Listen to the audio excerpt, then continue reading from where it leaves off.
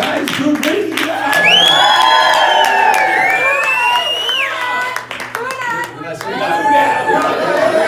I see a Purdue grad over here. I hear that girl used to tape your ankles, I hear. Yeah, that's right. All right, man, have a seat. Guys, this is going to be interview style on this.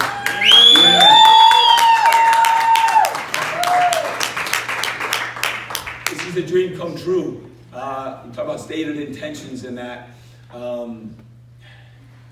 didn't want to ever announce that Drew Brees would be speaking here because I wanted you to show up for you and what's inside of you, not because Drew's here or because any other speaker's here, but that you would trust us enough to know that we were going to create something special for you.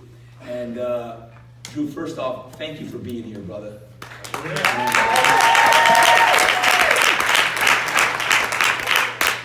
All right, here's what we're going to do. We're going to ask some questions, then we'll go into it. I want to start with football. I'm going to start with football. Guys, in his entire career, there's been lots of wins, lots of losses. In all of the years that you've been playing, Drew, are there a few moments and memories that stand out to you in your football career that just you're forever ingrained in your memory? Yeah, so Todd mentioned it. In 2001, that was my first year in the NFL. I was drafted to the San Diego Chargers. Just that whole draft process is really an interesting thing. I think at the beginning of that, coming out of Purdue, successful senior season, we won the Big Ten championship, went to the Rose Bowl, go to the combine, felt like I performed okay, but I think there are just a lot of doubts as to, my size, my arm strength, and all of those things. Even coming out of college, I thought I had gotten away from those things after high school, but I hadn't. So I think during that whole draft process, initially my goal was, I think just as a competitive person, was I want to get drafted in the first round. I want to get drafted as high as possible. That was like the measure of my worth, I think, in my mind initially. And as I went through that process and continued to have to kind of battle the naysayers and such, what I realized was that it was more about ending up in the right place, with the right people, with the right coaching staff, in the right environment, in the right system. And so it became obvious after the interviews with different teams and the countless workouts that I really wanted to be with the San Diego Chargers. I loved John Butler, the general manager. Mike Riley was the head coach at the time, but Norv Turner was the offensive coordinator, which I really liked him. I liked his style. And they drafted LaDainian Tomlinson with the 5th pick in the draft, and it was funny because LT and I are both Texas kids, same class, played in the North-South Texas All-Star game together in high school. And at that time, he was going to TCU as somewhat of an under-recruited type guy. In fact, LaDainian Tomlinson played fullback his first 2 years at TCU. Fun fact, he was blocking for others. And then eventually got his chance to play tailback and rush for 2,000 yards and did amazing things. But I think we were both two of those guys coming out of high school that were not very highly recruited, and he was going to TCU, I was going to Purdue. We ended up seeing each other again at the Heisman Trophy presentation. He finished 4th, I finished 3rd. But during that time, I point that out to him. At that time, because this was after our senior seasons, we said, man, wouldn't that be something if we ended up on the same team? Here are 2 Texas kids, have a history together, wouldn't that be something? He goes in the first round to the Chargers, and I think to myself, man, if this somehow, some way, I could be a Charger. And then second round, they draft me. So I'd say I remember that moment too, like it was yesterday, the conversation with the general manager, and then flying out here to San Diego and spending that initial 24 hours with LT, and us just kind of looking at each other saying, all right, here we are, now let's do something about it. That was a great moment. And then fast forward to 5 years later, us being able to win the Walter Payton Men of the Year honor together as co-winners. Because that represents not just what you do on the field, it's in fact even more so what you do off the field. And that was extremely important to LaDainian and I. Because at the time we were still workout partners with Todd, even though I was now with the Saints and he was still with the Chargers breaking records. And then of course winning a Super Bowl. 2009, Super Bowl 44. That was, you know, that was our 4th year that we had been in New Orleans. It was the culmination of, you know, the post-Katrina season, which was 2006, and then 4 years later, finally putting it all together and winning a Super Bowl and just creating that bond with our fan base. It was a pretty unbelievable achievement, and I hope we can get back there. Yeah. So it's time to bring another year out. It's funny because he doesn't know this, but in 2001, when he just signed, I was actually flying to go somewhere. And I was in the airport, and I see, because there's a scuttlebutt of the new quarterback of the San Diego Chargers coming in. He and his wife, Brittany, were coming through, and they were such lovebirds. They were like kissing each other and all that. I'm like, I wanted to go introduce myself. I did not. But it's interesting, before I even knew Drew, I loved his energy, his vitality, and even then it was apparent how he was just loving to his wife, Brittany. And sure enough, I became the San Diego Chargers massage therapist in 2002 when I met a bunch of the guys, including Drew. And when I got talking, it was Ladanian started training with me first, and then LT told Drew about coming up to Fitness Quest 10 and training. And I remember, I'm like, okay, I got an idea. What am I going to do with this guy, right? But I was a former quarterback, always wanted to play in the NFL. So I was like, okay, I'm just going to do some core work with this guy. I don't know if you remember this. We laid down on the sideline Bosu sit-up. I grab his ankles, he's sideline, and we're doing 10 sideline Bosu sit-ups. I'm like, all right, hold right there. And I'm like, I'm going to take this cat until he can't go any further, right? So he's there, and I see this look in his face of like frustration, because he only lasted 30 seconds or something like that. And he is the most competitive person you'll ever meet, right? So he flipped to the other side, same exact thing. He's like, man, I gotta get my core stronger. I'm like, yes, you do. And for many years since then, we've been training hard together. Drew, talking about football, you obviously just several weeks ago had a really tough defeat against the Rams. How do you overcome the mental aspect of a tough defeat like that when you, honestly, you feel like you've been robbed? Right? Yes. So Yes. if you feel like you've been robbed before, and it's out of your control, and you train and live to go to a Super Bowl, and all of a sudden it's taken away from you, how do you deal with that? Yeah. Listen, I'll be honest, it was extremely difficult, and probably one of the toughest losses of my career, probably one of the toughest moments. Just you work so hard to get to that point, and especially with the team we had. I had as much fun playing football this year as I've had maybe in my entire career, just because of the type of guys in the locker room, and just week in and week out. We got on one of those runs where you're just winning, and the road trips coming home after road games, and the airplane, guys playing music and dancing, the locker rooms. Our locker rooms turned into clubs. I don't know if you saw this, but Yeah. Sean Payton started bringing in speakers. We had like a little DJ booth. We had disco lights. I mean, it was insane. So it amped up each and every week. So just those good times and the guys, and just feeling like it's going to last forever, right? And so it's really just the finality of it all. Like, okay, the season is now over, and you didn't accomplish your ultimate goal. Listen, there's only one team that's happy at the end of the year, right? The other 31 are depressed. But I was taught very early on you can really only worry about the things you can control, right? And then there's certain things that are outside of your control. There were things within the framework of that game that happened both before and after that call that were within our control to win that game. Of course, the call itself would have gotten us to the Super Bowl as well, but that was outside of our control. So all I can do, just like I do each week when I turn on the game tape, is, all right, be accountable, be honest with yourself. Where can you get better, right? Where can you continue to improve? Because I find that in life we're still in a constant race to improve, right? Both with ourselves personally and whatever it is we are trying to accomplish, whether it's your business or in the framework of our team. I know this. I know that our team is resilient, and we have taken challenge after challenge over the last 3 years and continue to get better and better and become stronger and stronger. Just like 2 years ago, the freak play in Minnesota, right? Everybody wondered how we would respond after something like that. How a young player like Marcus, our free safety, would respond after something like that happened.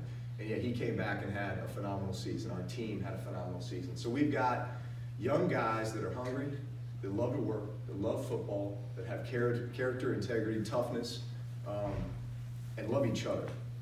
And that's the ultimate sign of a great team, is guys that love each other and know what they do. Very humble man, because what I say he's leaving out is leadership. Leadership from the top all the way down to the person that's in the huddle calling the plays. Because when Drew is in session or he's on the field with his players, you could hear a pin drop. The focus, the uber focus, when Drew's there, that's why that team succeeds. It's not arbitrary. It doesn't just happen because the GM or even the head coach. That's very, very important. But it comes down to the players. It comes down to the players of who's executing the X's and O's and the leadership that's in there when things do go wrong. And Drew won't say that, but that's the truth. And you've seen it on TV, but that's what happens. Come to a session, you'll see that's what goes on behind the scenes. When you look at Drew, sometimes when people see you, they forget because it was 15 years ago. You battled through some adversity early in your career, right? Times when you got benched and times when you didn't play well. And Doug Flutie came in and played, and then you took Doug's job and you were great friends with Doug. Talk about the times that have been tough, when it wasn't all rosy and easy, not easy, but it wasn't all success. You battled through some really tough adversity. Yeah, my first 5 years were in San Diego, and then I just finished my 13th season in New Orleans. So 18 years total is what I have in right now. But my first 5 years in San Diego, you talk about just ups and downs and twists and turns and a bit of a roller coaster ride. But it were those moments that prepared me for the last 13 years in New Orleans. It was that adversity truly that made me stronger, molded me, strengthened me, introduced me to people like you and others that have become my great mentors and have helped me take it to the next level when there was no other way that would have been possible. I was drafted in the second round. Doug Flutie was the starting quarterback in 2001.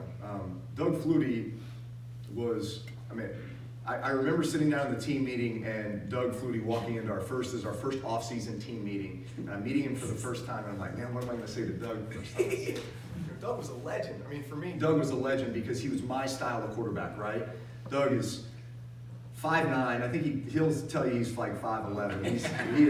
The dude is 5'9". Playing quarterback in the NFL. He played professional football for 20 some odd years.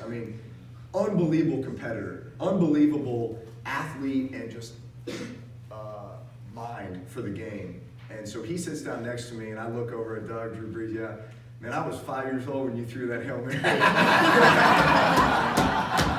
Love it. That was the first thing that came out. And it's funny because now guys say that. Yes, exactly. So how times change, but it all comes full circle. But I thought to myself, man, what an incredible opportunity for me and situation for me to sit behind Doug Flutie, to watch him, to learn from him. So Doug starts my rookie year, and I was his backup. I played in one game when he got a concussion. But other than that, I was just Flutie's backup. And then going into that offseason, Mike Riley was fired as our head coach, and we hired Marty Schottenheimer, who's a tough, hard-nosed, old-school football coach, which I love because I was used to that kind of thing with my grandfather and Joe Tiller and others. So having him was great. And he said right away, listen, this is an open competition for you and Doug. And man, we both competed our butts off that training camp. Credit to Doug, because here he was 40 years old, and I was the young 23-year-old, coming in to take his job. And I remember sitting down with Marty Schottenheimer towards the end of training camp, when he said he had made a decision as to who the starting quarterback was going to be. And he sat Doug and I both in a chair just like this and said, you guys have both had a phenomenal training camp. I think it's pretty even right now, but I'm going to give the nod to Drew Brees, the youngster because I know that he's going to continually improve. And Doug, I know this is tough for you, but I hope you're here to support him and do whatever you can to help this team. And there was kind of a big sigh from Doug, but he said, absolutely, you know, I'm all about this team and I love this guy and I'm here to help him. And so Doug was an incredible resource and asset for me during that time. And it was funny because Doug told me at that moment, he said, first rule as a starting quarterback, never let the backup see the field. And he said, that's what's happening right now. He goes, I don't expect you to ever lose this job. He said, you're the guy. Well, fast forward to a year or so later, and tough times hit. We were going into the 2003 season. We had an incredibly talented team. I think we felt like it was really our opportunity to kind of get over the hump and make the playoffs. Before we had gotten to San Diego in 2000, they were 1-15. With Doug, they went to 5-11, and then my first year as a starter, we were 8-8. So naturally, here we are, making this improvement. Now it's our time to get over the hump. 2003 was our year. Well, we finished 4-12. I was benched 3 times during that year, 3 different occasions. And Doug came in and played. There were times where I was pressing, where I was putting way too much pressure on myself, where I remember a couple of moments where I really had lost confidence. I remember a time where Marty Schottenheimer yanked me out of a game against Pittsburgh at Pittsburgh, and I started screaming at him on the sidelines because I did not agree with him pulling me out. So it was, to say that that was the toughest year of my career at that time would be an understatement. But again, these are the things that make you stronger. This is where you learn. This is where you are molded and shaped into who you were meant to be. And that very next year, 2004, they draft Phillip Rivers with the 4th pick in the draft. Doug Flutie is still there. And once again, Marty Schottenheimer said, all right, open season, open competition for all.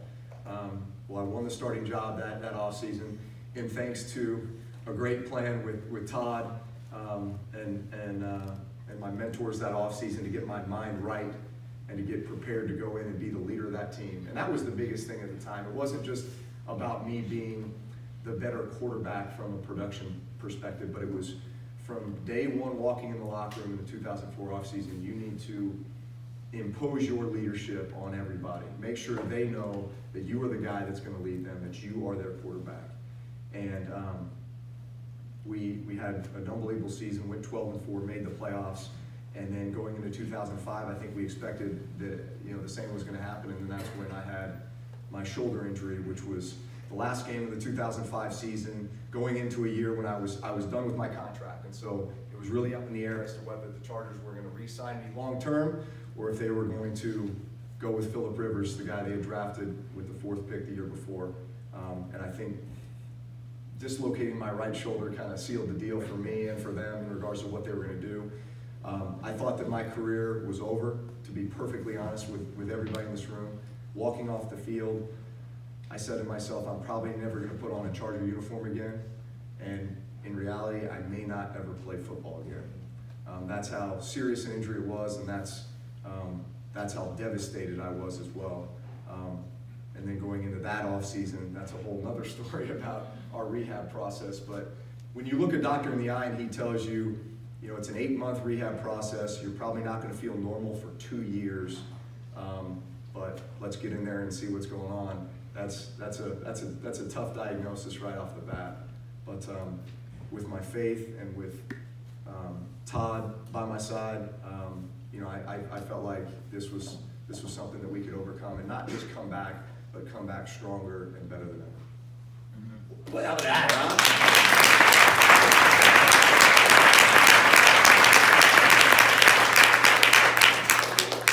If anyone's going through adversity right now, you shared a lot of going through adversity, what would be a couple things you would share with them to do to continue to get their mind right and fight through any tough times they've been having as well? I've always felt like my greatest achievements, my greatest accomplishments, my most fulfilling moments have come after huge bouts of adversity. So adversity equals opportunity. From every level And I can speak mostly to my football career, but certainly football and sports carries over so much to life, right? You learn so many life lessons through sports.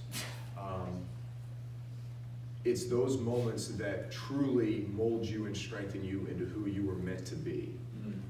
And it's incredible when you can have mentors and friends and people around you like you, Todd, who have guided me through those times, because I would not be here without you during those moments. And I know you've meant that to so many other people, especially the people in this room. But I'd say that shoulder injury for me, when I say truly I thought my career was over, that was a defining moment in my life. Because at that time, I said to myself, this is probably the worst thing that ever could have happened to me from a football perspective. A quarterback dislocating his throwing shoulder. This is probably the worst thing that could have happened to me. The last game of the season, going into a year that I no longer had a contract, right? So there's no motivation for anybody to want to keep me around, right? And then fast forward to a year later, 2006, leading my team to the NFC Championship game in New Orleans, winning comeback the Walter Payton Man of the Year award with LaDainian Tomlinson, watching the city of New Orleans just bond together after Hurricane Katrina, and sitting there saying, you know what? Remember that injury when I said it was probably the worst thing that ever happened to me? That's probably the best thing that ever happened to me. Because I wouldn't be here without that. I wouldn't be part of this great city, this great community, part of this great team. Had this second chance at my career, and I think it's you just have to recognize that if you take that mindset, if you take the growth mindset, if you take the it's going to make me better mindset, then it will. It will. And you'll be forever changed for the better. So, hear that out. And while I'm speaking, Billy Ann, can you get Drew a microphone if his mic's cutting out, please? I keep leaning on A couple things. Thank you, if he needs it. A couple things. When that injury happened, I was sitting with his wife, watching that game, and feeling the pain of someone who just worked his tail off, not knowing that. What I can say is this. When Drew saw Dr. Andrews and he said that, there was the most determined look that he was going to overcome this, that you would probably in your own mind think, can this guy really do this? But me as a coach, I think as a coach, you always have to know that you have to be challenging your athlete, that mindset of, we got this, we got this, we got this, we got this. Because when you know someone else believes in you, you every now and then need, in the not 5 weeks, but months that he was sleeping in a lazy boy chair to ice his arm and doing rehab 9 hours a day, to get back to the point where in April on a Sunday he called me up to see if I could throw, if we could throw together. He drove her to my house, like throw. It's 4 months after surgery, and throwing was like throwing 5 yards like darts of football just to start to get the release again. Thinking, how are we gonna do this? How are we gonna be playing a season in just 5 months from now when he's throwing darts? But what is it gonna take to see that? What Drew has talked about is seeing micro victories every week seeing progress. Versus if we focused on a kickoff, that seems a little overwhelming. Like, can we do this? I don't know, but I can control what I can control. Those little things. So if you're facing adversity, like some of us have shared yesterday and today, it's the micro victories all the time that Drew epitomizes. And those are the tough times they had to overcome. And I remember when he went down to Miami Dolphins, they didn't believe in him on that, failed the physical and everything else. Sorry about that, Frank, your loss. But people like Jen Lerman, who live in New Orleans, okay, and a product of what happened, Hurricane Katrina, a natural disaster, guess what? Helped me create the Impact Foundation in 2012. Hurricane Katrina allowed him and Brittany to do so many amazing things on that, as Drew shared. Adversity is an opportunity. We've got to shift and recalibrate the way we think about that. So if we are facing tough times today, We have to remember that, because ultimately at the end of the day, we talk about impact, we talk about legacy. It's those things that will define you.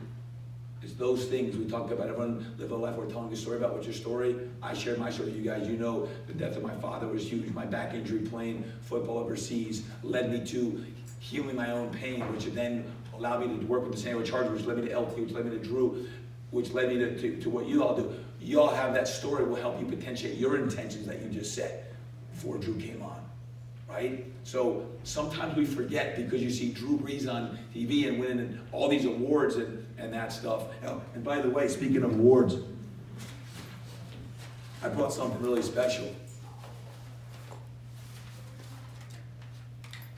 Drew gave me this ball.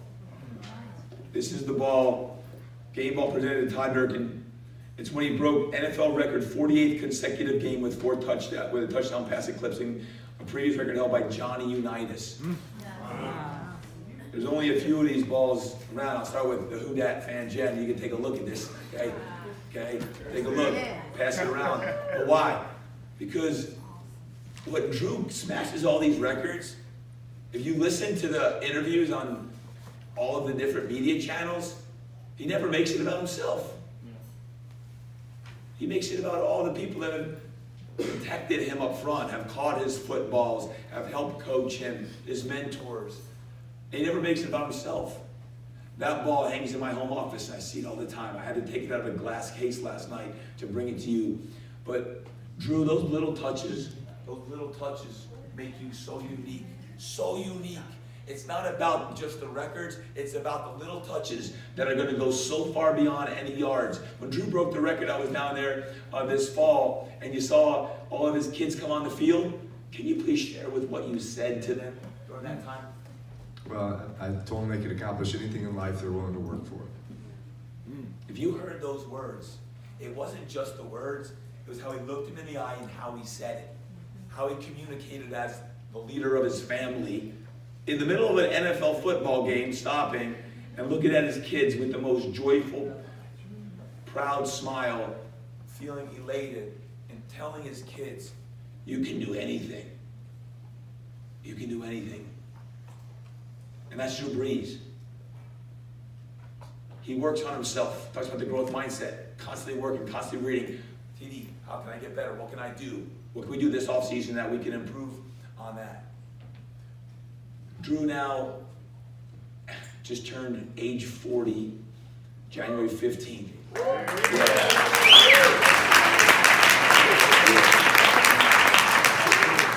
Who's over 40? Raise your hand. Who's over 40?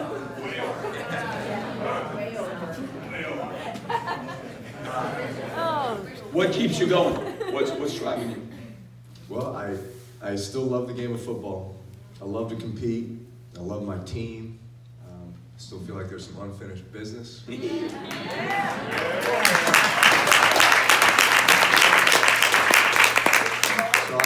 I don't feel like that chapter's done yet.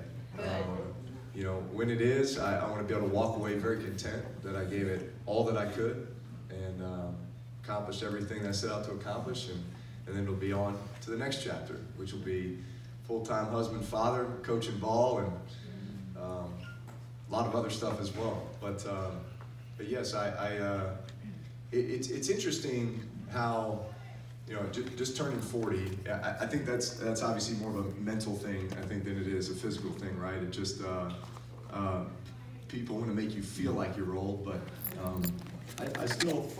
There's days where I feel 40, but most days I feel 25. So as far as I'm concerned, I'm still 25. I'm still a youngster. I'm still trying to find ways to get better and motivate, inspire, and you know, keep up with those young guys in my locker room. But I think the most fun part about the opportunity to still play the game at this age is the fact that my kids are old enough now where they get it.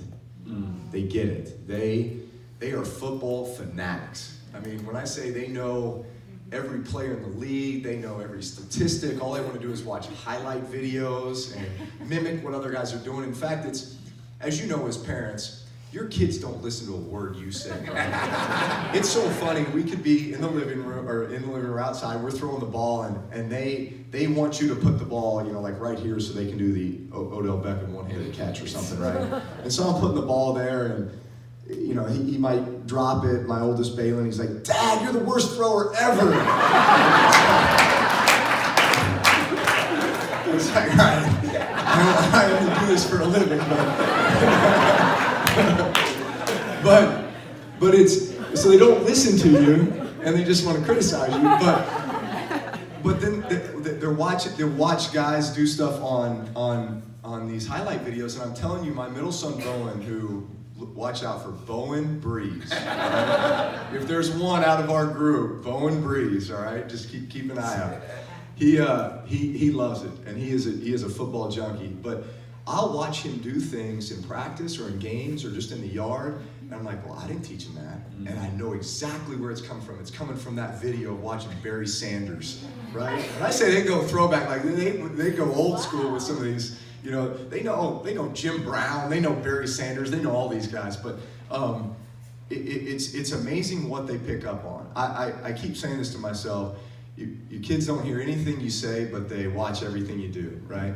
And so I think that even more so that speaks to us as mentors and leaders that young people are always watching, right? And so the example that you can set for them, even outside the realm of just what you do, I think speaks volumes, and it goes so far. Just like my kids are watching these guys in highlight videos, and they're looking up to these other guys, and the opportunity for me to take them to Pro Bowls and to bring them in the locker room and to be around the guys, man, it makes such an impression on them. And so I try to tell myself that every time I'm out in public and I have a young person walk up to me, I try to give them all the attention, look them in the eye, and make them feel like they're the most special person in the world for that moment. Because I hope that that's something that they would remember forever, and maybe that will influence them, motivate them, inspire them to do something, be something that maybe they never thought possible before they walked up to them.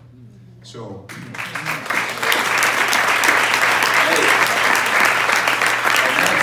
That's the truth. Going back to 2003 and 4, being with Drew in a car afterwards with throngs of people at the Chargers Qualcomm Stadium, and him signing every darn person. That goes down back to MCRD, when we were training MCRD, and him waiting after 2 hours when we were done training so that he could sign every man and woman that were in the Marines over there and sign an autograph for them. Everyone's gone, but one line, number 9, was there signing. Like, why do you do that? It goes back to your hero, Ted Williams, and you never know who's showing up because of you. Who's paying $75 or $150 for a ticket? That's a lot of money for them. And this guy recognizes that. He sees that. He trusts the shield. He protects the shield. When the national anthem is on, he's always stood up tall. Always stood up tall.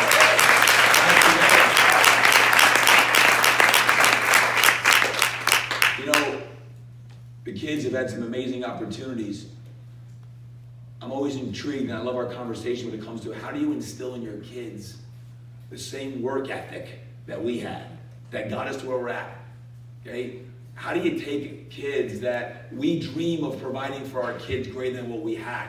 And then when you can do that, how do you make sure they have the same work ethic so they don't feel like they're entitled to something because we can now do that?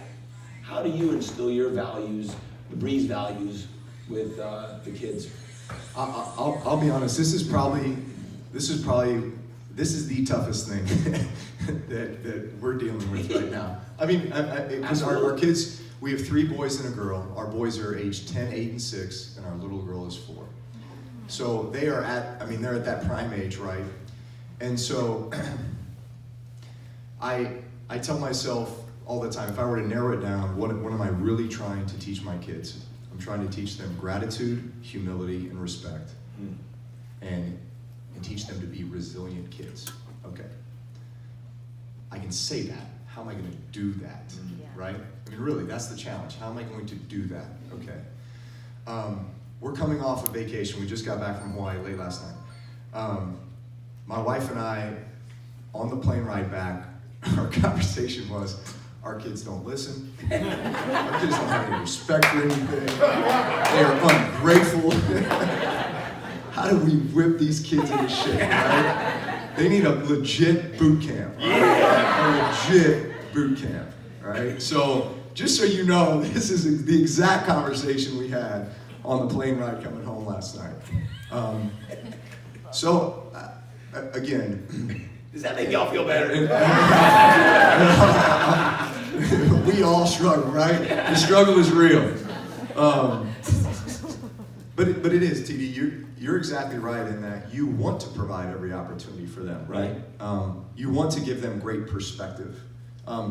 The opportunity they have to, for example, we go to the Pro Bowl last year, and they get to go to Disney World for 4 days in a row, like with a private tour guide that the Pro Bowl provides. So we get to cut the line and go on every ride for as long as we want, right? They ride Everest 5 times in a row.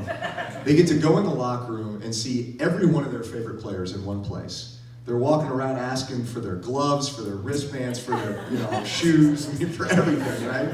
But like the experience of a lifetime. So is that a good thing or a bad thing, right? They got to meet all their idols, but then they come to expect, right? So that's the challenge for us right now. And I think, again, what it comes down to is being consistent, right? Being consistent as a parent with whatever your house rules are, or whatever the mottos, the goals, the family values that you're trying to instill in them.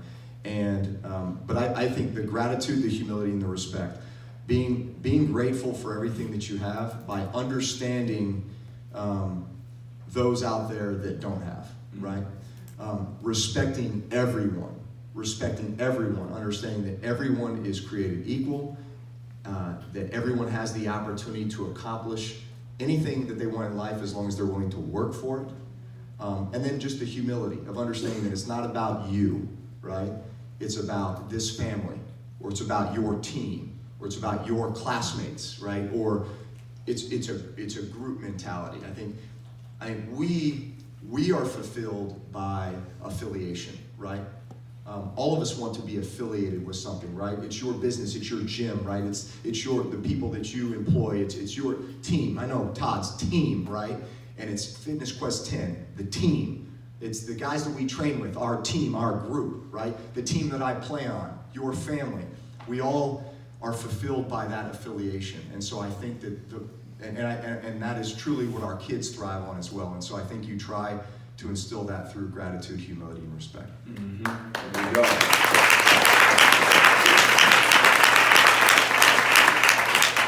I don't know how many thousands of sessions we've done, Drew, together, but there's been some grueling ones. There's been some tough, knock down, drag out sessions. Do any one or two sessions stand out in your mind of like, man, that just kicked my butt? Well, I'll go back. So for the longest time, it was me and LT, right? Me and LT. And the Rocky IV soundtrack. Yeah, and the Rocky IV. And Eye of the Tiger. Occasionally we would have a teammate or two that'd be like, hey, what do you guys do in the off season? Yeah, we train in San Diego, Fitness Quest 10, Todd Durkin. Oh, can I come train with you guys? Yeah, sure, but you better get your mind right. A lot of guys will say, yeah, man, come train with you. Okay. Get your mind right. So I can remember countless guys coming through, right? In fact, Reggie Bush just did something on NFL Network with LT where he talked about the first time he came and trained with us. I don't know if anybody in here saw that, but I remember Reggie coming. He was a rookie with us, with the Saints. And he comes rolling. He might have even been like a junior at SC. Yeah, I think he had kind of sought out LT and wanted to see what LT was doing. And so he comes in to work out with us for the first time. And I'm telling you, it was probably 20 minutes into the dynamic warm-up. He said it was at the end. It was at the end of the dynamic warm-up, okay? Like 20, 25 minutes in. TD's dynamic warm-up is like a full workout. You can pass that. But yeah, I remember he goes outside, throwing up over the railing or something. That's like that. where he left it out. Yeah. over the railing, puking over the railing. Man's walking by, you're getting crushed with Reggie's puke. He didn't say that. That's the truth. That is the absolute truth. But I remember countless guys. I think Alex Smith puked the first time. AJ Feely puked the first time. Yeah, every time. It was always, having a guy come for the first time to the workout and join in. You know, it's just like me and LT just kind of look at each other, give a little wink. We start that dynamic warm up, we just keep peeking over. Struggle. So those back in the day were classic. And then obviously LT retires, and then it became the Sproles show. Anybody ever seen Darren Sproles in a workout? This guy, like, honestly, that's what I most fear when I get up. I know I got to get my mind right. I got to be a mind right maniac when I train with TD, but it's really, how am I going to keep up with Sproles today, right? And again, same thing. That's why, again, I just feel so fortunate to have a guy like Todd as a mentor and as a trainer now for 17 years we've been together. But much more than that, a life coach. And the team that we've had, and it started with LaDainian Tomlinson and us together, just feeling like it was almost an us against the world mentality. Like, there is nobody training harder than us right now. There is nobody who's doing what we're doing right now. We are going to be so prepared. We are going to be light years ahead of everybody when we step on the field because of what we're doing right now. And then it feels that way with Sproles, and has for the last 8 years that we've all been training together too. So there have been plenty of those types of workouts. I love the competition that we breed in our workouts, because again, I go into there thinking, how am I keeping up with Sproles, right? Chase Daniel, who was a backup quarterback for the Saints his first 4 years in the league, then he went to KC, Philly, back to the Saints. Now he's in Chicago as the backup quarterback, doing a great job. He's like a little brother to me. So he comes in there and it's like, how am I kicking Chase's butt today, right? So